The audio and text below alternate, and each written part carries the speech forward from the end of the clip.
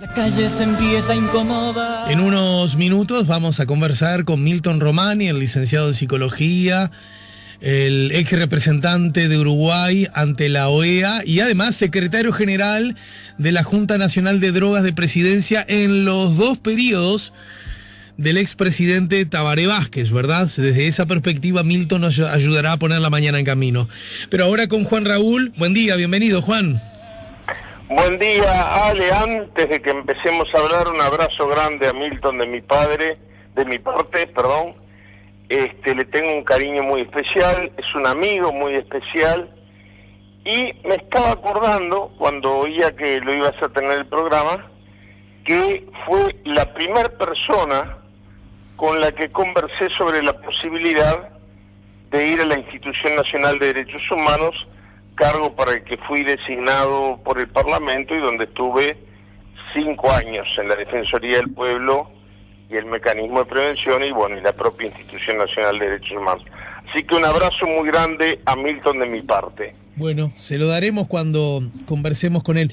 Juan, querido, me parece que se impone, porque además algunos posteos has hecho y acompañado de algunas imágenes, algunas muy interesantes, a propósito de Tabaré Vázquez, y más allá, que por supuesto estás en todas las condiciones y en todas las libertades, fuera para hacer los análisis políticos que a ti te parezcan pertinentes, podríamos decir que vos y Tabaré Vázquez, y podría agregar la familia tuya y parte de la familia de Vázquez, tienen un intenso... hablo en presente, un intenso flujo de cariño y de amistad, ¿no? Yo lo siento así. Ahora a veces pienso que es hasta una vanidad, pero yo lo quería mucho y sentí que me quiso mucho, me sentí querido, me sentí tratado con ese afecto y ese humanismo que él sabía volcar en las relaciones. Tanto incluso en las relaciones políticas como en las meramente personales. A veces la vida me cruzó con, por ejemplo, no tenía nada que ver con ser amigos o no, pero la última elección en la cual yo fui en el exterior, en la cual fui coordinador de la misión de observación electoral, luego ya pasé a la categoría de jefe de misión, hasta que las vueltas de la vida hicieron que tuviera una visión muy distinta de la del secretario actual de la OEA y dejé de hacer misiones. Pero la última misión en la que actué como coordinador y la única en la que me tocó un jefe de misión uruguayo, el jefe de misión era Tabaré Vázquez. Ese tipo de trabajo une mucho, porque claro, son 10 días más o menos, pero son 10 días encerrados en una oficina, tratando de ir siguiendo paso a paso el hilo de un proceso electoral por el cual hay desplegados a veces, en ese caso concreto que fue en República Dominicana, unas 300 y pico de observadores a lo ancho, a la República Dominicana, a lo largo no vale, a lo ancho del país, y y ahí también consolidamos una amistad muy grande. Guardo recuerdos increíbles porque yo, por ejemplo, no me acuerdo qué fui a hacer un día que lo visité, la única vez que nos reunimos en su consultorio de médico en La Española. Si te digo la verdad, no me acuerdo, capaz que íbamos a charlar nomás. Y allí, cuando entré a su consultorio, él me cuenta que se acababa de ir un paciente al cual le había tenido que decir que se moría. Y que el hombre se echó a llorar y él se sentó en el mismo asiento donde yo estaba sentado y lo abrazó para que se sintiera cómodo desahogándose.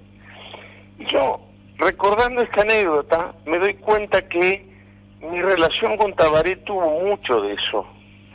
Por ejemplo, reuniones de la Institución Nacional de Derechos Humanos con el presidente de la República, algo totalmente institucional. Y cuando terminaban, Tabaré decía: Juan Raúl, quédate a tomar un cafecito. Yo digo, acá viene algún problema que hubo, algún planteo político. Y cuando terminaba el café, era solamente ganas de tomar un café y charlar un poco. Eso le daba a Tabaré, porque no creo que fuera solo conmigo, una dimensión de humanismo, de humanidad, de calidad humana en la relación personal y en su impronta política. Ajá. Tabaré fue un hombre que generó la movilización de multitudes, pero que generó ese vínculo. Yo ayer lo escuchaba a Gerardo Caetano decir, generalmente en los más humildes. Y eso generan aquellos que son capaces de llegar, no solamente a través de la razón, sino también a través del alma, a través de los sentimientos, a través de la humanidad, que la política a veces hace que los hombres públicos pierdan por la naturaleza de su función. Una vez tuvimos una reunión, no tengo por qué ocultarlo, es más, creo que nunca lo oculté, cuando yo estaba en un proceso de cambiar mi posicionamiento o mi militancia o mi lugar de militancia política. Me acompañó a una primera reunión Gonzalo Reboledo.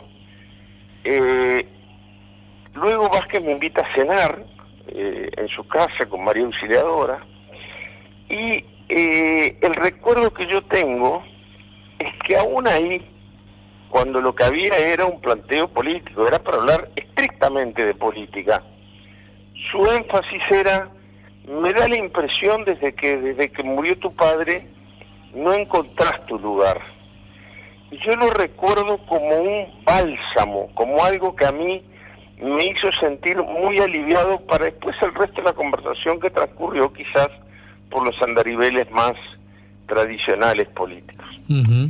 Y naturalmente, Alejandro, yo no puedo olvidarme, no debería, estaría muy mal que lo hiciera, cómo fue con mi madre.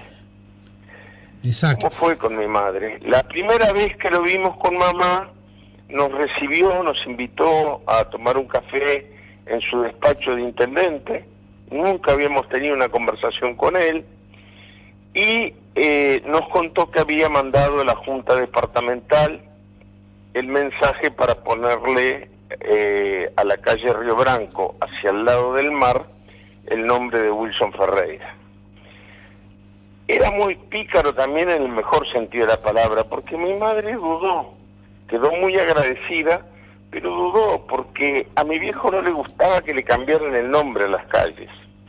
Bueno, él le buscó la vuelta y yo dije, acá estamos ante un tipo que tiene mucha habilidad política. Para que mi madre saliera encantada A ver. con la tesis. Bueno, en realidad lo que dijo, es un poco una indiscreción, pero en realidad lo que dijo es que no se creyera que era el nombre de un río, que era por el varón de Río Branco. Bueno, y en la tradición de Blanca, el varón de Río Branco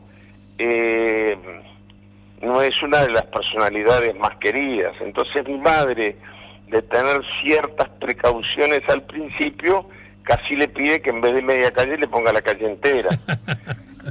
Pero todo eso en un clima de esa, repito, me parece que la palabra apropiada es humanidad con la que llevaba las relaciones personales.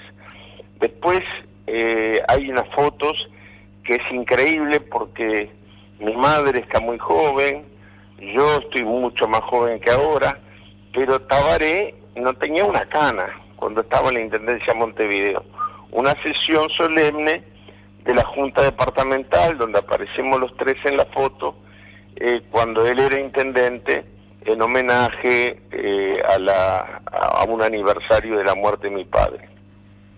Después de eso, Tabaré nunca faltó a los homenajes oficiales a la figura de mi padre. Es más, siendo notoriamente en el último reportaje que le hacen, él habla de eso, sobre el tema de su agnosticismo, casi que ateísmo. Cuando se aproxima la muerte, todo el mundo dice, y él no lo oculta tampoco, que le gustaría mucho creer, pero que a veces las dudas lo carcomen de que no somos apenas un accidente biológico. Pero Vázquez, por ejemplo, en una oportunidad, además de los actos oficiales, fue a la misa que tradicionalmente se daba en conmemoración. El actual cardenal Sturla era sacerdote, pero conocía mucho a mis chicos, entonces fue quien dio la misa y lo señaló como un hecho muy, muy fuerte. El presidente de la República como uno más en un templo que no era el de su religión. Y así se fueron repitiendo las historias. Empezó a tomar la costumbre de visitar a mamá en su cumpleaños, y hay una foto que yo no la quise colgar en las redes porque después de que lo habíamos despedido tenía un sentido. Antes hubiera tenido un sentido hasta de mal gusto, porque nadie de los que está en la foto sigue entre nosotros. Es una foto que demuestra la sencillez del encuentro. Mi madre, María Auxiliadora y Tabaré en su último cumpleaños de mi madre. Yo guardo esa foto con un cariño muy grande y repito, me parece que la muerte de Vázquez nos ha hecho pensar a todos, hasta en nosotros mismos. Los últimos tiempos que han sido políticos, que han sido de más enfrentamiento y confrontación a los que estamos acostumbrados los uruguayos, que desde el exterior nos miran como el paradigma de la tolerancia, de la madurez cívica, de la madurez política, y a veces uno piensa con dolor que estamos perdiendo eso. Sin embargo, la despedida de Vázquez fue, por un lado, un ejemplo de madurez cívica del sistema político. Yo vi dirigentes de todos los partidos realmente tristes, realmente tristes. No solamente los despedían a su adversario con respeto, sino con tristeza. Y una cosa que a mí siempre me impresionó, recuerdo el entierro de mi propio padre, una cosa que siempre me impresionó es que las grandes figuras nacionales, cuando su propia gente la despide, lo hace sin ocultar el dolor, pero sin fanatismos. En eso, con todo el respeto y el cariño que siento por nuestro pueblo hermano más cercano, es distinto. Cuando despedimos a un líder de masas, lo despedimos, su propia gente lo despide con dolor, con emoción, con pena, pero sin fanatismos. A veces las lágrimas sustituyen al grito altisonante. Hay mucha gente que dice, Alejandro, que quizás Vázquez merecía otra despedida que la pandemia evitó que tuviera. Yo tengo una visión distinta sobre eso. Yo creo que el más audaz de los productores de Netflix, el más creativo de los novelistas, no pueden haber pensado un final más emblemático que el que tuvo Vázquez. Un hombre que luchó toda su vida contra el cáncer y muere de cáncer. Un hombre cuya humanidad lo llevó como médico a estar muy cerca de los familiares de las víctimas de esta enfermedad tremenda. Vio morir a su esposa quizás por el dolor que le causó enterarse de la enfermedad de su marido hace poco menos de un año. Un hombre que como presidente de la República incorporó el tema del cuidado de la salud de la gente como un tema fundamental de su gestión. Bueno, logró ver cómo el Uruguay le ganaba un juicio a la Philip Morris en Estados Unidos mismo.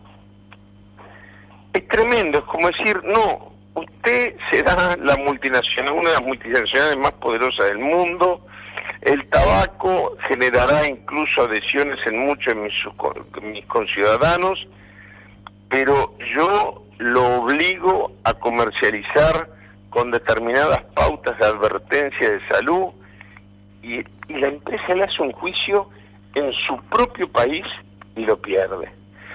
Ese hombre que logró todas estas cosas muere como médico, como político, como padre de familia, de cáncer y en medio de una pandemia.